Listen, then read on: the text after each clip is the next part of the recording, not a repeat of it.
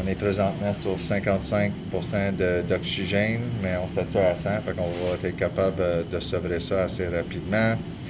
Une pression de pointe de 26 avec un pipe de 12. Alors, on va faire une étude pipe. On va augmenter le pipe jusqu'à temps qu'on se rend avec un P pression de pointe à 30. On va garder le même delta P, la même pression motrice. Fait qu'on a ici comme de base la distribution de ventilation. Fait que c'est quand même pas si pire ici. Si on regarde la région 3-4, qui serait ici, 3-4, il y a à peu près 35% de la ventilation qui arrive au niveau dorsal. Et la région 1 et 2, on va additionner ça. Fait que ça nous donne 50-60. Fait que il y a à peu près 40%, là, 36 à 40% qui va au niveau de dorsal. On va voir si on peut faire un recrutement avec des pipes plus élevées. Et dépendant le résultat de l'étude pipe, peut-être on va essayer APRV s'il y a une bonne potentiel d'augmenter la distribution. Si on peut redistribuer la ventilation qui est en haut ici, plus ventrale, mi-ventrale, puis descendre ça au niveau dorsal, ça serait idéal. On voit ici l'intensité des deux endroits blancs qui indiquent la majorité de la ventilation. Fait quand même, il y a une bonne proportion de la ventilation qui se maintient dans les portions ventrales. Ça serait mieux de mieux distribuer, si possible, l'intensité blanc pour montrer une distribution dans l'intensité blanc un petit peu plus uniforme. OK, fait qu'on fait les études PIV avec le Puma Vista sur ACPC. On va aller peser sur Vent Settings. On va toucher le PIP, on va augmenter ça de 2 à la fois. On va faire ça à 14.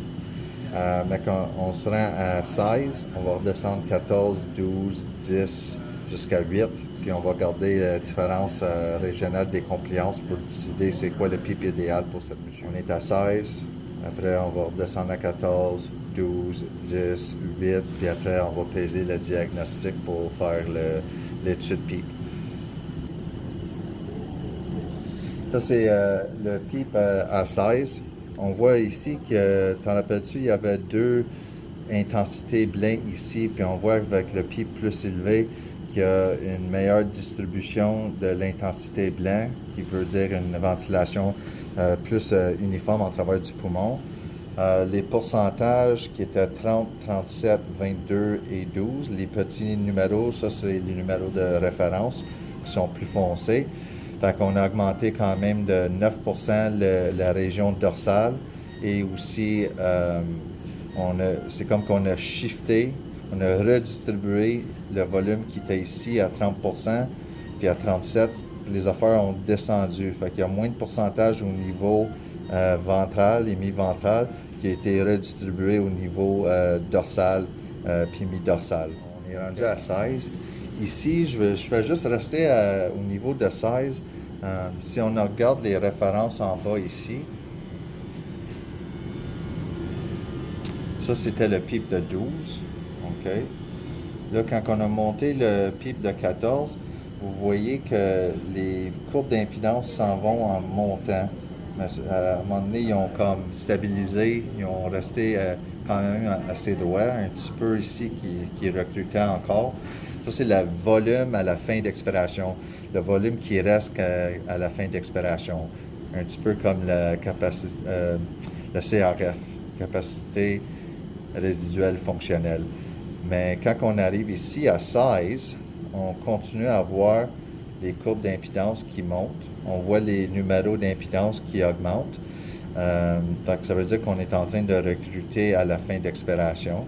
Fait qu'on va le laisser là un petit peu plus longtemps de voir parce que ça continue à se recruter. On voit aussi cette représentation ici. Voilà le PIP à 12, le PIP à 14, le PIP à 16. Et on voit ici, avec le PIP de 16, que ce qui s'est passé, c'est qu'il l'air n'a pas poussé vers le niveau dorsal. Il y a eu une perte ici dans le niveau ventral, puis une redistribution ici où c'est qu'on voit indiqué en bleu. Fait que ça, c'est une bonne affaire. Puis on voit ça aussi, le orange, une perte au niveau ventral, mi-ventral, puis une redistribution au niveau, ici, on dirait mi-ventral. On voit ça par le changement des pourcentages aussi rapidement. On avait 27% au niveau ventral, puis 12% au niveau dorsal. Puis là, on voit avec les pics plus élevés qu'on commence à avoir de moins en moins de pourcentage ici, dans les parties ventrales, puis une augmentation au niveau dorsal. Fait que ça, c'est une bonne affaire. Ça veut dire qu'on est en train d'ouvrir une certaine quantité du niveau dorsal avec les pics plus élevés, puis on n'est pas en train d'avoir de surdistension au niveau ventral, même on est en train de perdre au niveau ventral. Fait que ça nous donne plus de confiance là, avec l'augmentation de PEEP, qu'on n'est pas en train de perdre la compliance au niveau ventral ou de faire du surdistension au niveau ventral. OK. Alors ici, c'est les numéros, les mesures d'impédance. Vous voyez qu'ils sont positifs.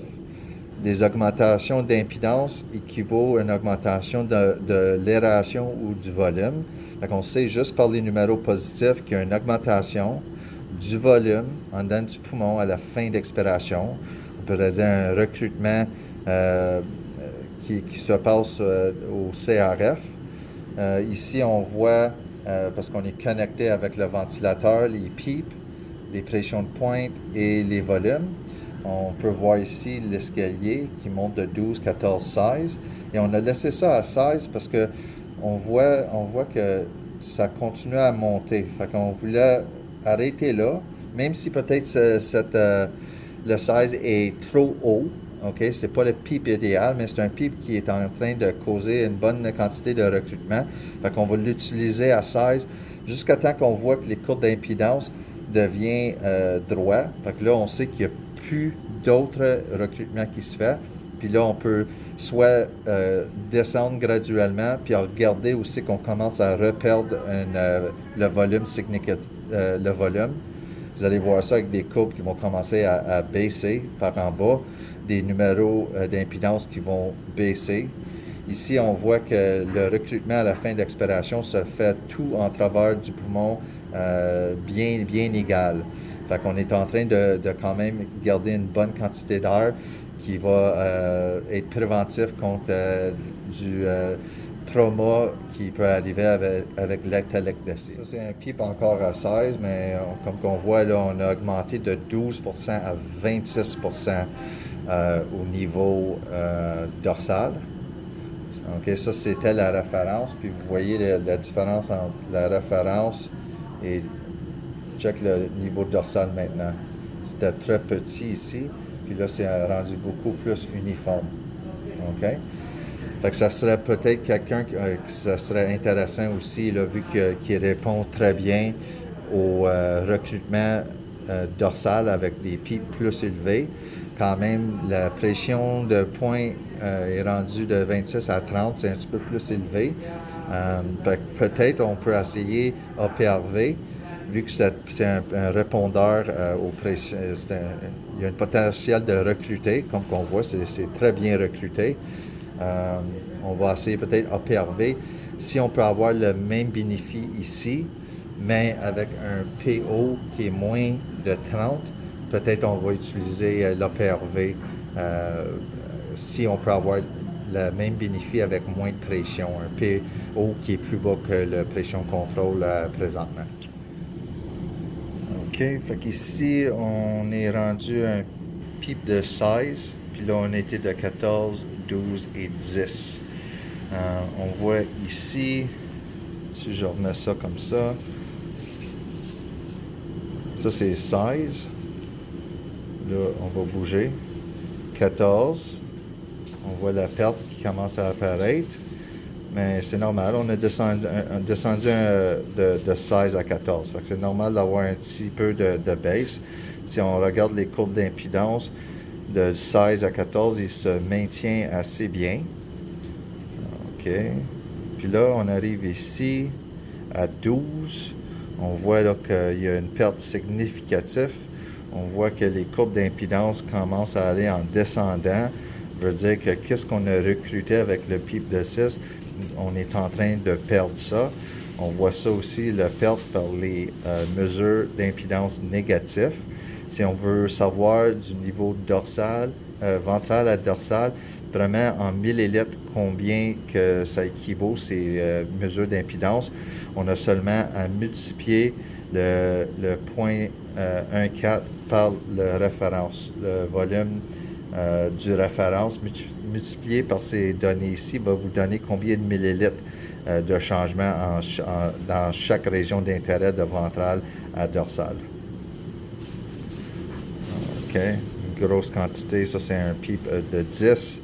Si on s'en vient voir ici, on voit qu'on avait monté jusqu'à quasiment 25%. Et là, on a tout reperdu pas mal. Qu'est-ce qu'on avait gagné ici? Ça a tout été redivisé par en haut. Fait qu'on sait, un PIP de 10, c'est vraiment pas idéal. OK, fait que finalement, on a décidé d'essayer le APRV avec un PO à 26. Fait qu'on avait un pression de pointe, le niveau de PC en ACPC était à 26. Fait qu'on n'est pas plus haut avec ça. On est en train d'étirer le temps haut à 3,5 qui nous donne une ventilation minute similaire à ce qu'on avait, sauf qu'on a une fréquence mandatoire créée par les relâches qui est dépendant du TO et le temps low qu'on peut voir ici. Donc ça, un temps low de 0,5 plus 3,5, ça c'est 4 secondes par cycle qui nous donne 15 fois par minute. Si jamais il fallait ventiler plus, parce que le patient est acidotique, on peut réduire le temps haut qui va créer plus de relâche, qui va aider à créer une ventilation, une fréquence mandatoire dans le fond pour cette mode ici. Donc, tu vois que ça monte tranquillement. 7 et ça monte.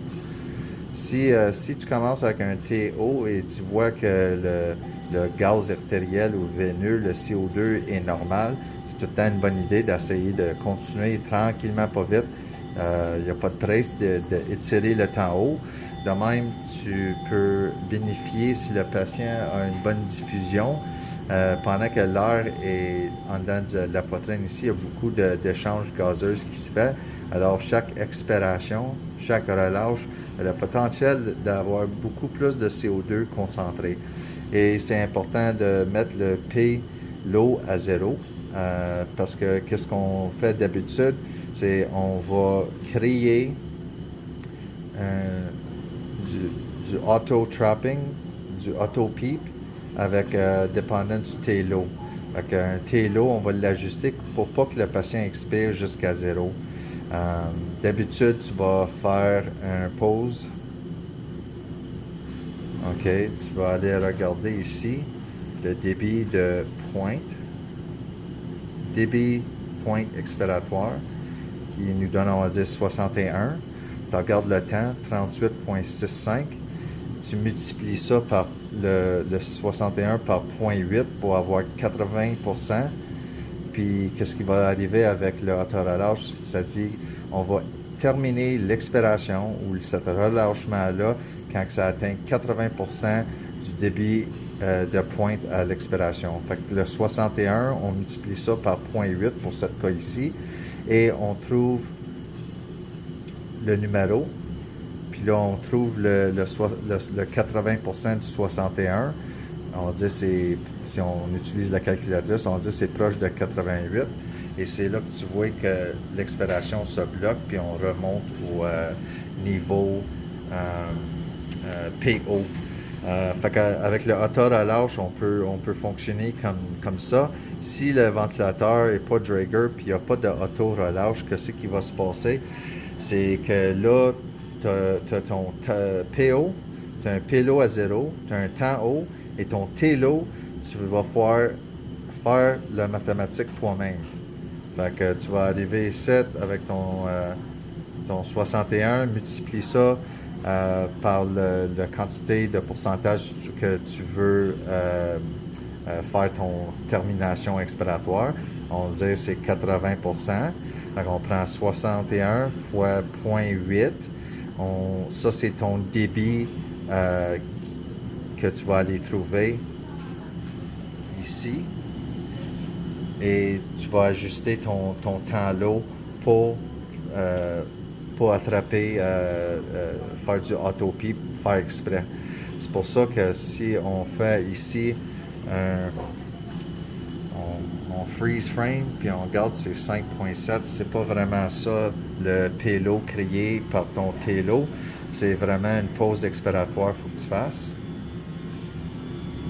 Et là, ça fait un petit plateau, et c'est vraiment ça, c'est 12.4 le TLO, le payload, désolé. OK? Mais avec le ventilateur, on a le luxe de juste mettre ça à 80. Quand que tu switches de auto-relâche, tu l'allumes ou tu l'éteins, fais attention parce que tu as un TLO max qui est plus une limite quand que tu utilises ça. Fait que tu veux pas, tu veux garder ça assez haut pour qu'on puisse laisser le ventilateur faire ce calcul-là. OK. Bon, fait qu'en APRV, je trouve que c'est pas pire. On a augmenté la distribution de 11% ici. On a été capable de descendre la distribution ventrale plus vers le niveau dorsal.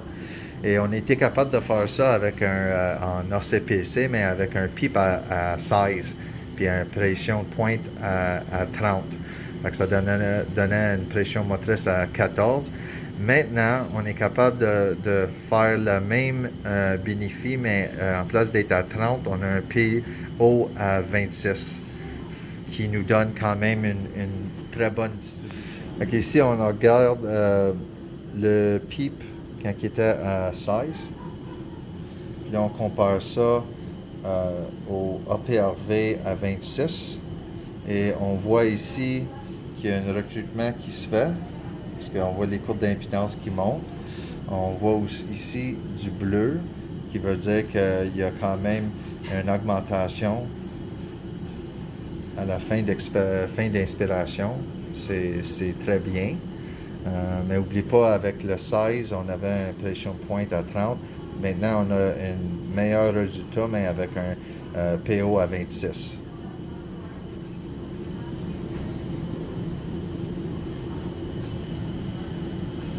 Ici, on compare le PIP à 14 sur ACPC, et on compare ça au PO en PRV de 26.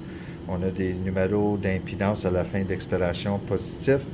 Et on voit ici la saturation qui indique en bleu une augmentation dans le volume expiratoire comparé à un PIP à 14 puis APRV. Fait qu'on est capable de fonctionner avec 4 de moins de pression de pointe, qui équivaut quasiment à un plateau parce qu'on est en CPC avec un PO à 26. Fait que je pense APRV, c'est quand même assez bien justifié de l'utiliser. On a des pressions plus bas, puis on a le même résultat qu'on avait avec ACPC, mais des pressions plus agressives.